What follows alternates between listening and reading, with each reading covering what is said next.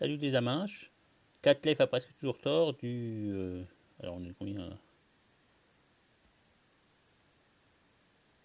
du 3 ou du 4 avril 2021. Je me souviens plus du coup, j'ai pas regardé la date là.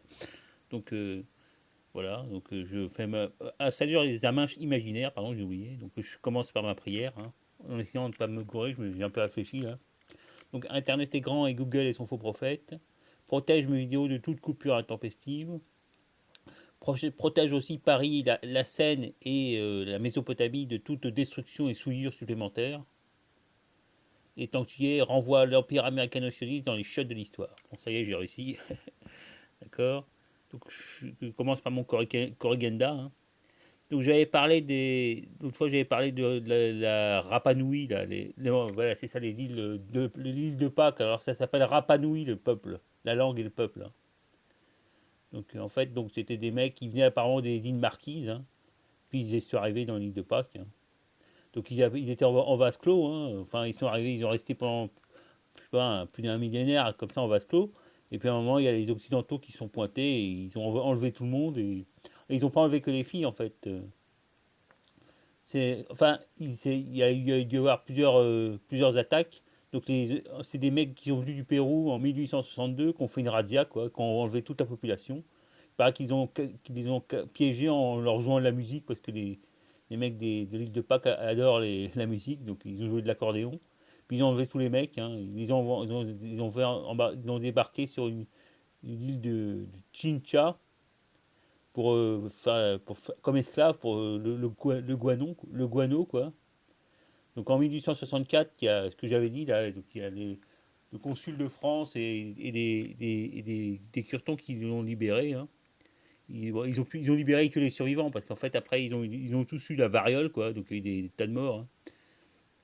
Donc au 19e siècle, il n'y avait plus que 111 mecs d'origine pasquane, quoi, Rapanui.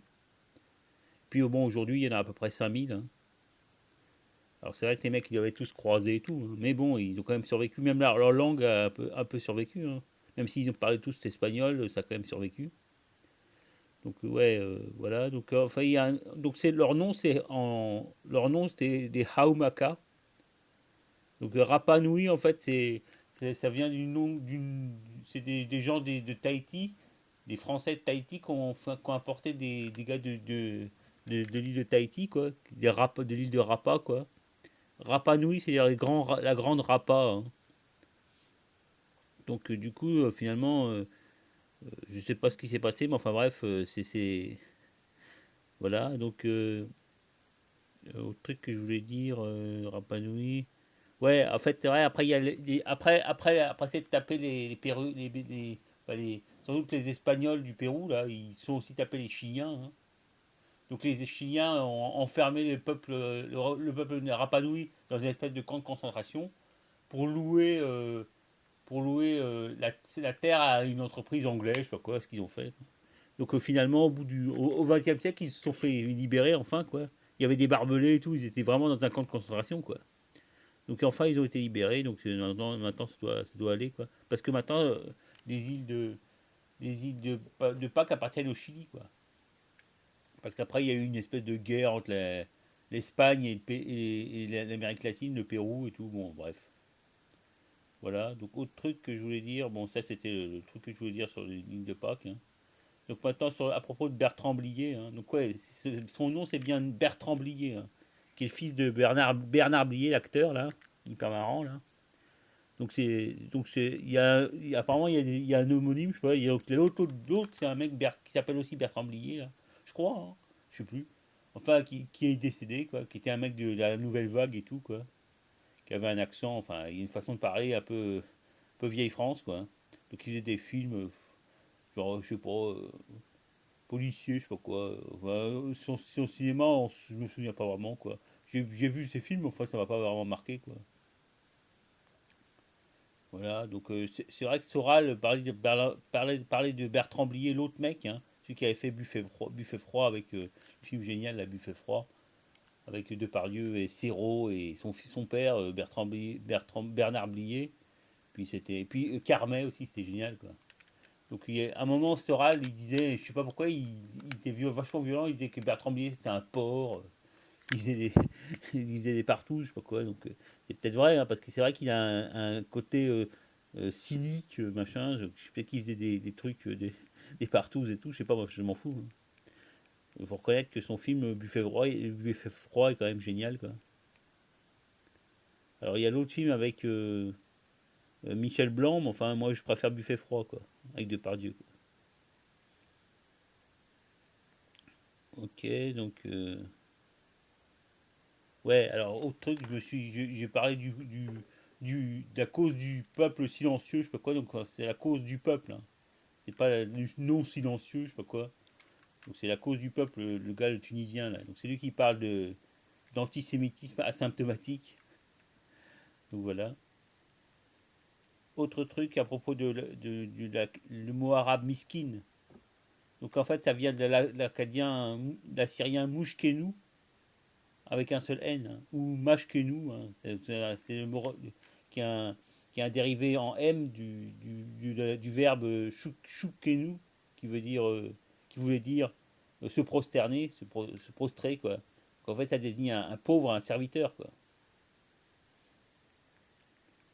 Voilà.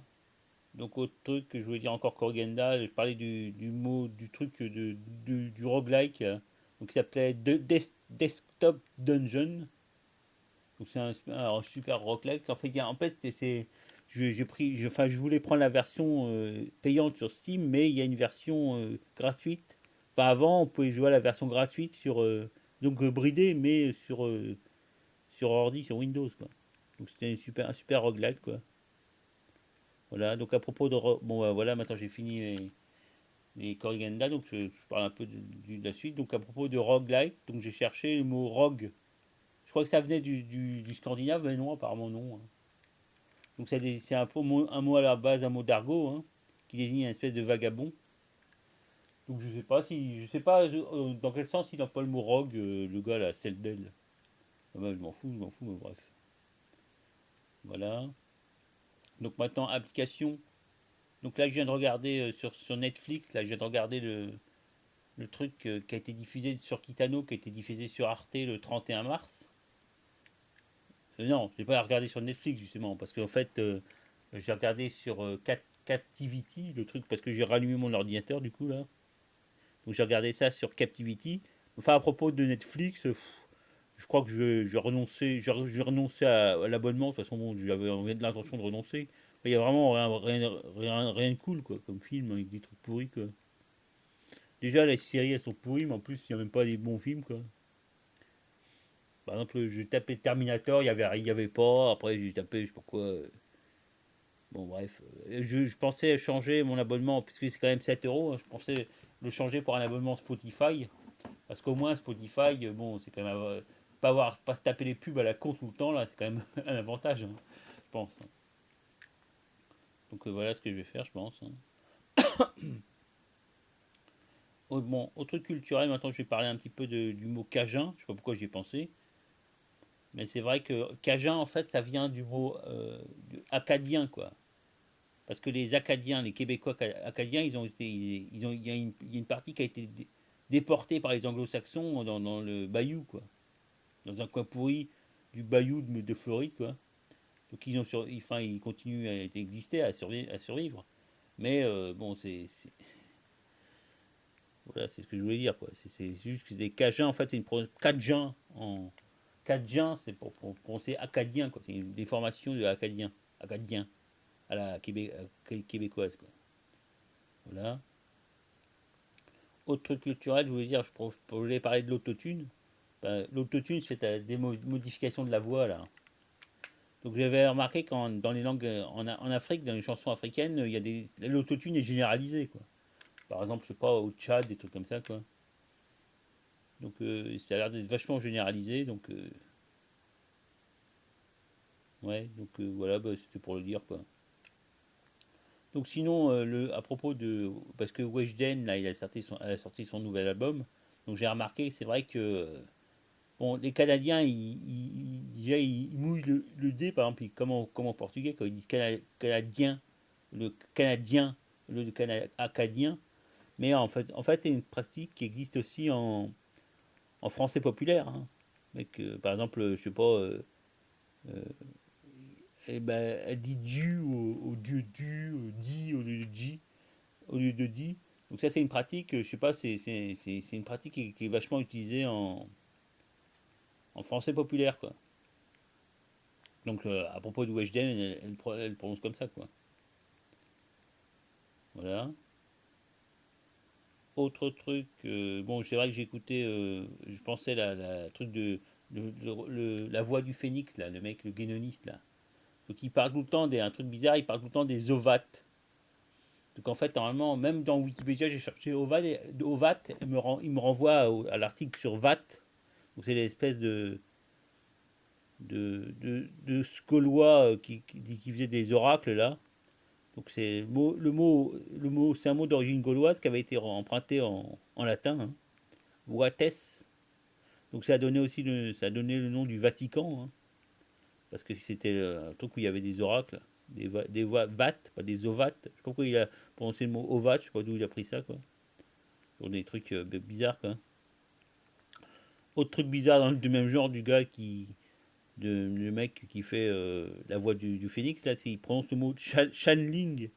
Il dit channeling au lieu de channeling. Je sais pas pourquoi. Il prononce à l'anglaise, quoi. Mais bon, je sais pas comment on prononce les anglais, hein.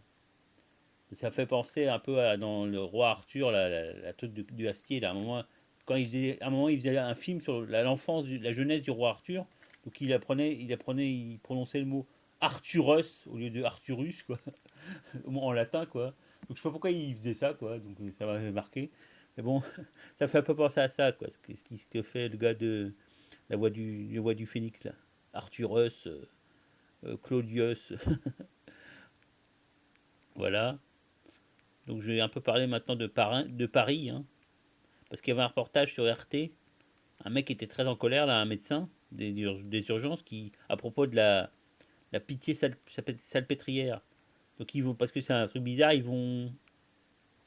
veulent transformer le self de la pitié en une truc de lit avec de lit médicalisé, quoi, une salle de lit médicalisée. Donc le gars il disait c'était ridicule. Il y a des tas de lits, tas d'hôpitaux où il y a des lits médicalisés et tout, mais en fait les mecs ils font un truc du cinoche avec le self pour essayer de frapper les esprits, pour pas avoir à rajouter des lits médicalisés dans les hôpitaux, hein. Puisque leur truc c'est de niquer l'hôpital comme autant qu'ils peuvent, quoi. Donc ils parlaient notamment de l'Hôtel Dieu, hein, les 15-20, où, qui veulent fermer, hein, qui veulent transformer un hôtel et un centre commercial, hein. Donc d'ailleurs toute l'île de la Cité ils veulent la raser finalement, hein. Le truc des quais des Orfèvres, ils veulent le virer, le tribunal et tout. Alors que la cité, l'île de la Cité, c'était un peu la Casbah de Paris, hein. Avant, c'était un vrai village. C'est la vieille ville de Paris, quoi. Puisque à Paris, les mecs s'étaient réfugiés sur l'île de la Cité quand il y a eu des invasions germaniques, quoi. Donc ils s'étaient mis dans l'île de la Cité, ils avaient construit des remparts et tout, et c'était leur château fort, quoi. Et du coup, là, après, au 19e siècle, ils ont décidé de tout raser. Donc tout ce qu'il y a entre Notre-Dame et le palais, quoi, le palais de la cité, ils ont tout rasé, quoi. Et ils ont fait des bâtiments administratifs. Et du coup, maintenant, ils veulent tout vider les bâtiments administratifs pour faire pour louer, quoi, pour faire du fric, quoi. Donc, vont rien reconstruire, mais ils vont juste tout vider, comme ils ont vidé le tribunal, là, le quai des Orfèvres, l'hôtel de police. Puis donc maintenant l'hôtel Dieu, les 15-20. Donc 15-20, c'était une façon de, de compter en ancien français, quoi. Quand on dit 80, ça veut dire octante, quoi. Ouais, et 15-20, ça voulait dire 120, je sais pas quoi, 15 fois 20, quoi. Donc c'était une façon de parler vigésimale, comme on dit, qui utilise des bases 20, quoi.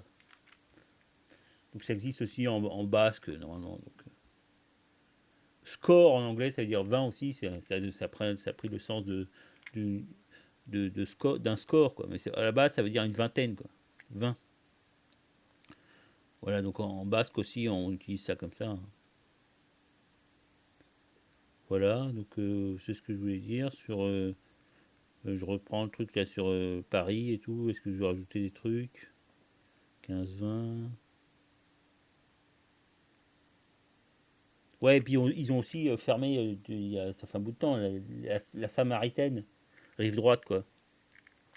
Ils l'ont fermé, ils veulent faire soi-disant un hôtel et tout, donc c'est fermé.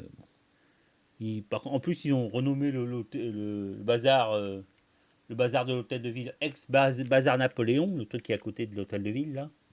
Donc ils l'ont renommé bazar de l'hôtel de ville Le Marais, tu vois, genre, si t'es pas LGBTQBC au pays des PD, t'es pas bienvenu à l'hôtel de ville, quoi. Au bazar de l'hôtel de ville. Puis ils ont viré aussi le truc qui avait tous les gadgets, des trucs outillage, quoi. Enfin bref.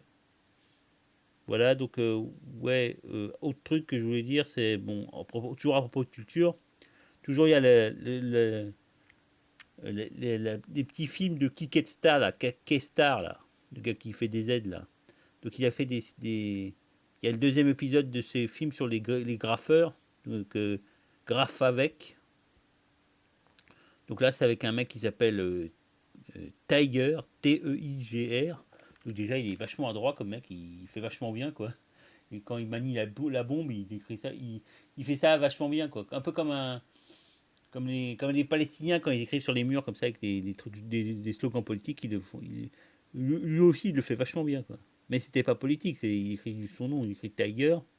Donc un truc que le mec dit, c'est que, enfin, c'est la deuxième fois que les mecs le disent, en fait, les gars ils choisissent leur nom uniquement à cause des lettres, quoi. Pour qu'il y ait des trucs, des combinaisons de lettres qui soient bien, quoi. Donc T-E-I-G-R, ça s'écrit bien, quoi, donc c'est pour ça qu'il a adopté ce nom. Voilà. Bon, et donc maintenant, alors à propos de toujours Google App, à propos des applications Android, là, donc le problème, j'avais le jour, j'avais téléchargé, j'avais pris un abonnement de 100 gigaoctets pour Google Drive, parce que je voulais utiliser pour faire le transfert de mes fichiers si j'achète un portable, un smartphone. Mais le problème, c'est que ça marche pas. Parce qu'en fait, je dois avoir un problème. J'avais installé une carte de mémoire, une SD carte de 128 gigaoctets. Mais en fait, j'avais pas vu, la tablette, là, elle peut contenir des cartes mémoire que de 64 gigaoctets. Donc je sais pas ce qui se passe. Enfin, ça marche toujours, mais ça doit bloquer, quoi.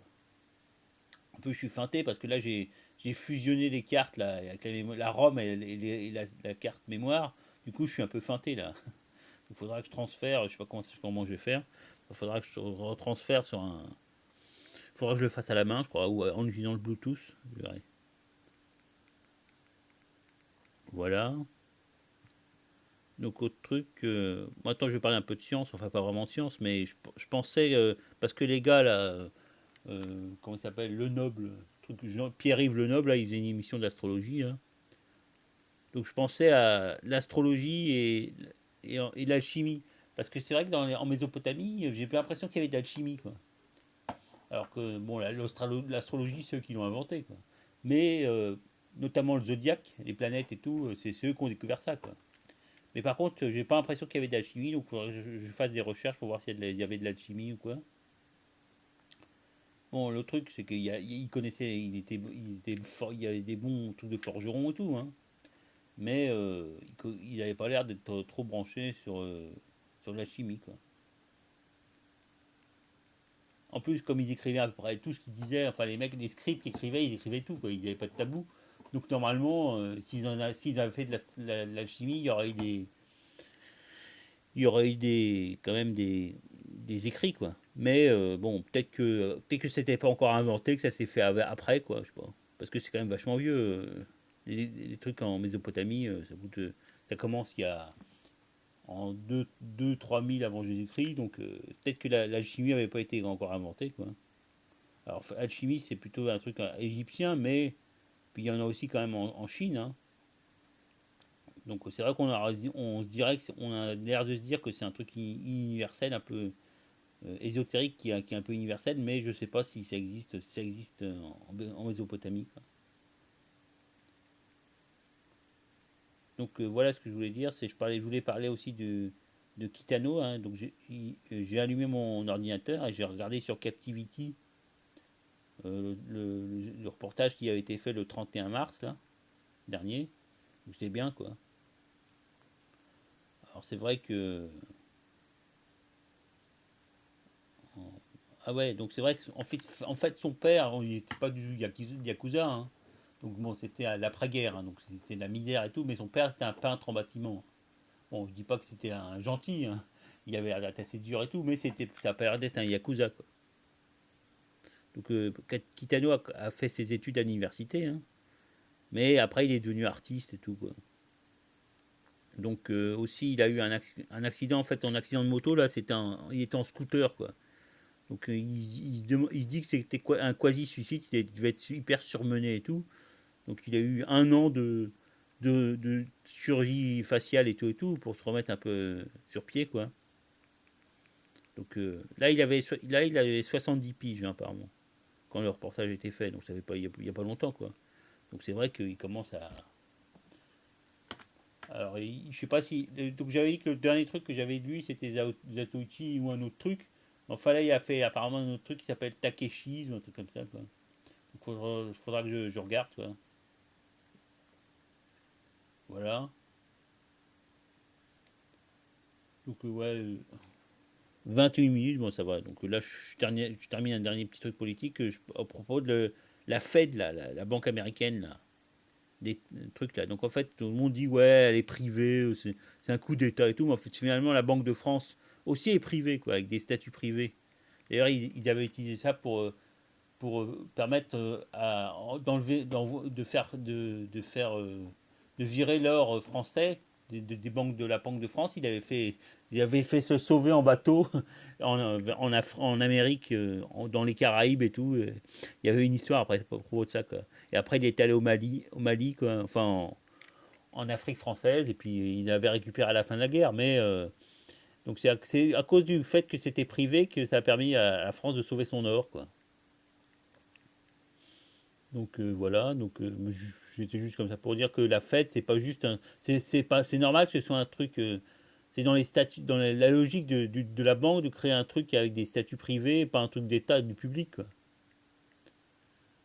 Voilà, donc c'est ce que je voulais dire, c'est tout. Bon, 22 minutes. Voilà, bah, j'ai à peu près dit tout ce que je voulais dire. Donc bah écoutez, je sais que personne m'écoute, mais tant pis, quoi. Salut les mecs.